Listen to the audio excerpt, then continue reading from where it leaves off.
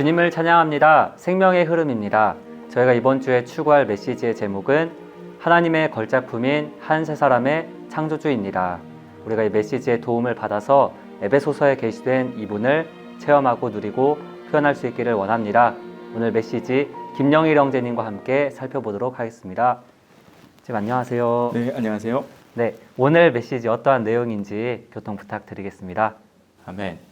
하나님께서 사람을 창조하신 의도는 그분을 표현하고 대표하는 단체적인 한 사람을 얻으시려는 것이었습니다. 아멘. 하나님은 그분의 표현을 위해서 그분의 형상대로 사람을 창조하셨고, 사람이 그분을 대표하여 그분의 원수를 처리하도록 사람에게 그분의 통치권을 주셨습니다. 아멘.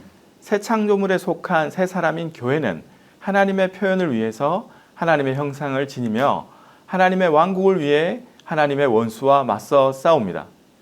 옛사람 안에서 분열되고 흩어진 것이 새 사람 안에서 회복되는 것입니다. 아멘.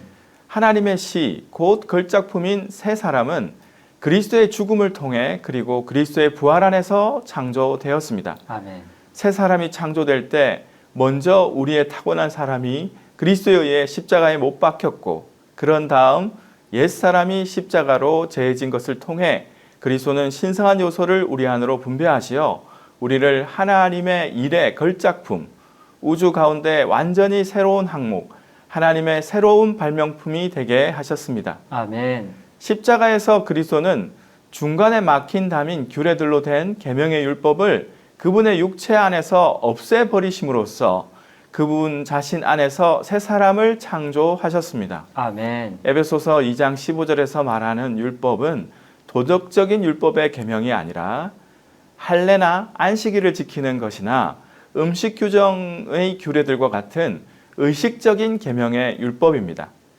규례들은 생활과 경배의 여러 형식이나 방식인데 이것은 적대감과 분열을 일으킵니다. 아멘. 십자가에서 그리스도는 생활과 경배에 관한 모든 규정, 곧 민족들을 나누었던 규정들을 없애버리셨습니다. 아멘. 하나님께서 사람을 창조하신 의도가 그분을 표현하고 대표하는 것인데, 이것을 위해서 그리스도께서 십자가에서 모든 부정적인 것들, 특별히 규례들을 처리하신 것을 우리가 보았습니다. 아멘. 이제 이 세 사람 안에서 사는 것, 또 세 사람 안에서 생활하는 것은 또 이제 별개의 문제인 것 같은데요. 그것이 우리에게 적용되기 위해서는 어떻게 해야 하는지도 교통 부탁드리겠습니다.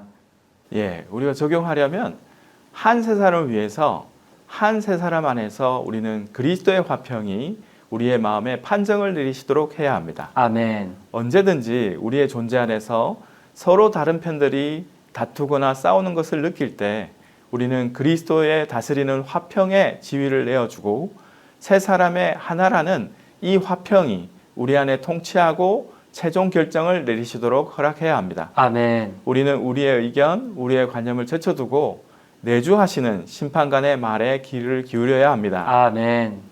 한 세 사람 안에서 그리스도는 모든 지체들이시고 모든 지체들 안에 계십니다. 아멘. 우리 안에 거하시는 그리스도는 한 세 사람의 조성 성분이십니다. 아멘. 그리스도는 세 사람의 모든 지체이시기 때문에 세 사람 안에 어떤 타고난 사람을 위한 인종, 국적, 문화 및 사회적 신분을 위한 가능성이나 여지가 전혀 없습니다. 아멘. 세 사람을 위해서 우리 모두는 그리스도를 우리의 인격으로 취해야 합니다. 아멘. 세 사람이 실제로 존재하기 위해서는 우리가 반드시 옛사람의 인격 전체를 제쳐두고 우리의 새 인격에 의해 살아야 합니다. 아멘.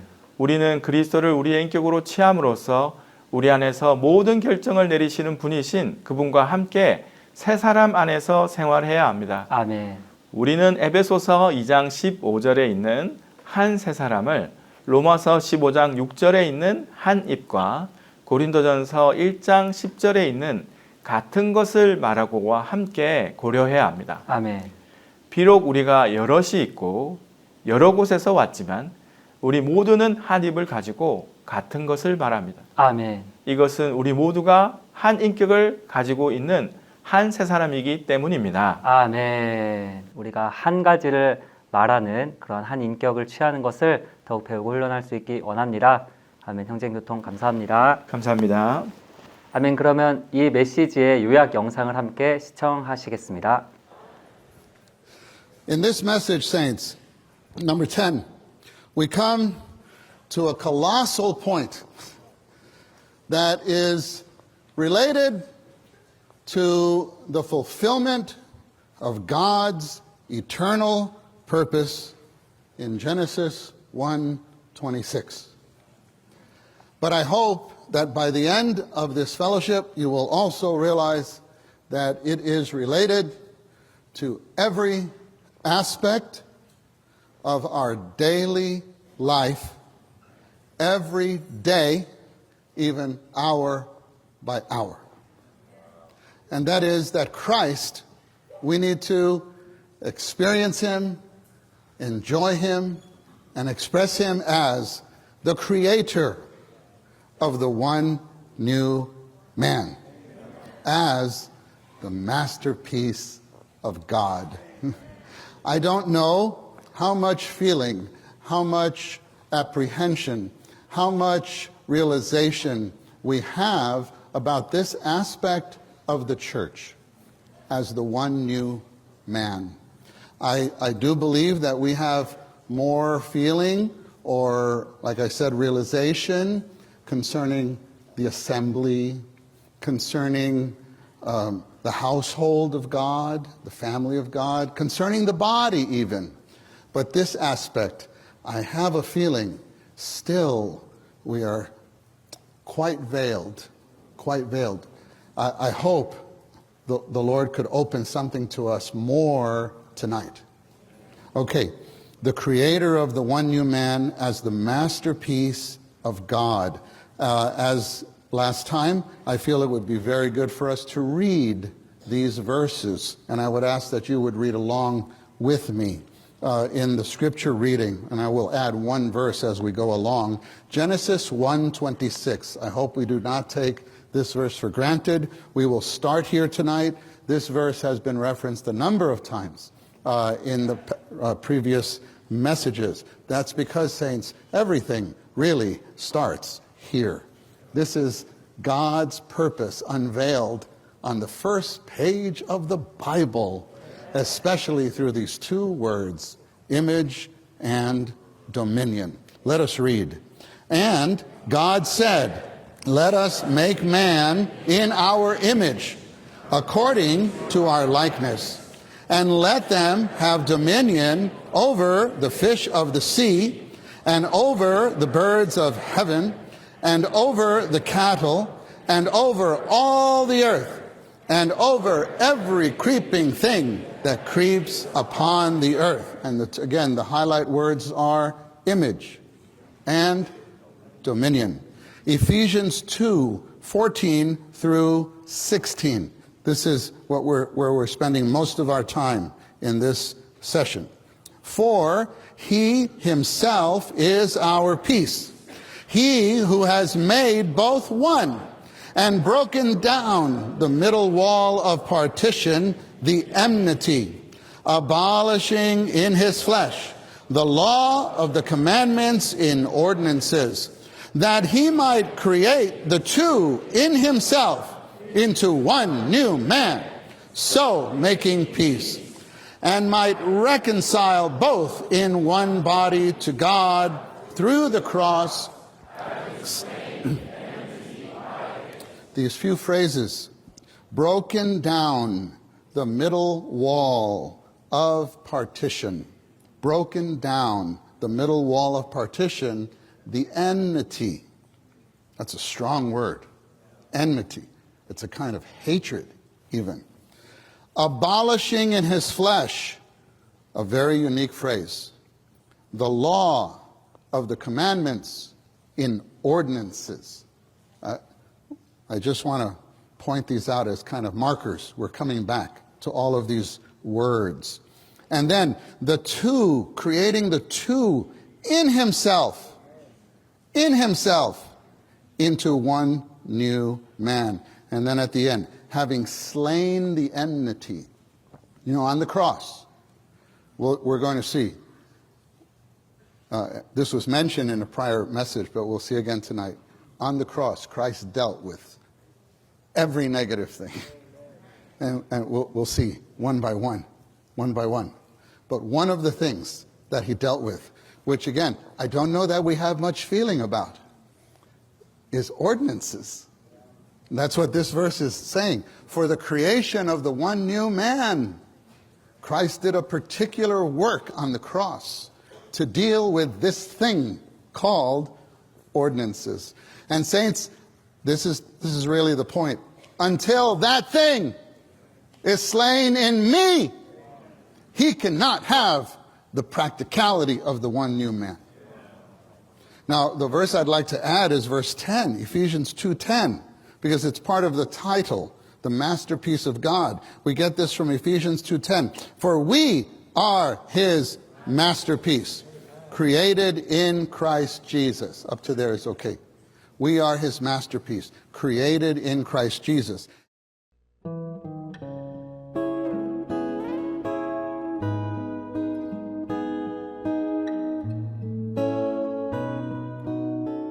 에베소서 2장 4절부터 10절까지는 그리스도께서 새 사람을 창조하신 것에 관한 14절부터 22절까지에 있는 계시의 배경입니다. 이 부분의 말씀은 십자가 위에서 그리스도에 의해 창조된 이 새 사람에게 내재적인 구성 성분인 신성한 생명이 필요함을 알려줍니다. 에베소서 2장 14절부터 22절까지는 그리스도께서 십자가에서 죽으심으로 옛사람과 옛 창조물을 제거하시고 그분의 부활 생명으로 모든 부분을 붙이심으로써 한 새 사람을 창조하셨음을 알려줍니다. 그러면 어떻게 신성한 생명이 새 사람 안으로 들어왔습니까? 4절부터 10절까지는 그리스도께서 그분 자신 안에서 새 사람을 창조하시고 계시는 동안 하나님께서 우리를 살리고 계셨음을 보여줍니다. 우리가 옛사람이었을 때 우리는 우리의 허물들과 죄들 가운데서 죽어 있었지만 하나님은 허물로 죽었던 우리를 그리스도와 함께 살리셨고 그분과 함께 일으키셨으며 그리스도 예수님 안에서 그분과 함께 하늘들의 영역 안에 앉히셨습니다. 이것은 하나님께서 그리스도의 부활 안에서 그리스도를 생명으로 하여 우리를 유기적인 방식으로 살리셨음을 보여줍니다. 에베소서 2장의 문맥에 따르면 우리는 십자가에서 두 분이 동시에 일하고 계셨음을 봅니다. 한면으로 그리스도는 창조하고 계셨고 다른 한면으로 하나님은 신성한 생명을 우리 안에 분배하여 우리를 살리고 계셨습니다. 그리스도께서 유대인들과 이방인들을 새 사람으로 창조하고 계셨을 때 하나님은 그리스도를 생명으로 하여 우리를 유기적인 방식으로 살리고 계셨습니다. 하나님은 새 사람의 지체들인 우리를 그리스도와 함께 살리셨고 또한 그리스도와 함께 일으키셨으며 그리스도와 함께 하늘들의 영역 안에 앉히셨습니다. 그분은 그리스도 이외의 만물을 우리 발 아래 복종시키셨고 그리스도를 만물 위의 머리가 되게 하시어 우리에게 주셨으며 우리를 머리의 부분들이 되게 하셨습니다. 새 사람은 머리이신 그리스도와 몸인 교회로 구성됩니다. 이 새 사람 안에서 우리와 머리이신 그리스도는 하나입니다. 이것이 하나님의 살리심입니다. 그리스도께서 옛사람을 제거하시고 새 사람을 창조하실 때 하나님은 그리스도를 생명으로 우리 안에 주입하고 분배하여 우리를 살리기 위해 오셨습니다. 그리스도의 창조와 하나님의 살리심은 서로 협력합니다. 한편으로 그리스도는 옛사람을 제거하셨고 범위와 요소이신 그분 자신 안에서 새 사람을 창조하셨습니다. 다른 한편으로 하나님은 죽은 사람들을 살리시고 그들을 일으키시며 그들을 하늘들의 영역 안으로 높이시고 만물을 그분의 발 아래 복종시키시며 그들을 만물의 머리이신 그분과 하나가 되게 하시기 위해 부활하신 그리스도를 생명으로 주입하시고 분배하심으로 일하고 계셨습니다. 오늘날 이 세 사람은 이미 부활하여 높아졌고 세 사람의 머리는 만물 위에 계시며 만물은 이 세 사람의 발 아래 복종합니다. 부활 안에서 세 사람은 신선함과 생명으로 충만한 새 창조물입니다.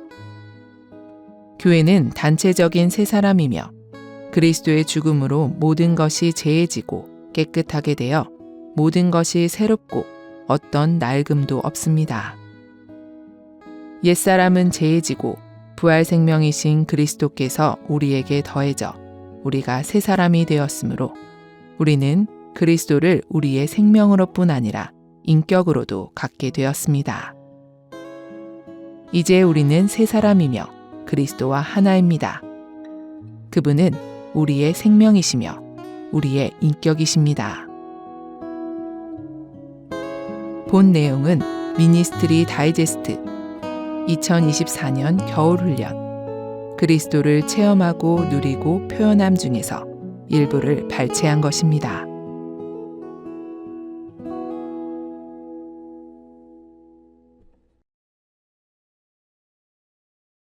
에베소서 2장 10절 말씀입니다.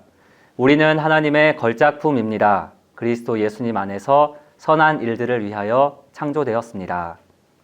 하나님의 시, 곧 걸작품인 세 사람은 그리스도의 죽음을 통해 그리고 그리스도의 부활 안에서 창조되었습니다.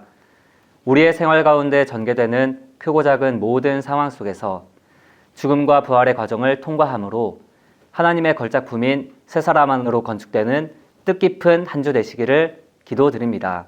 아멘. 그러면 저희는 다음 주에 다시 찾아뵙도록 하겠습니다.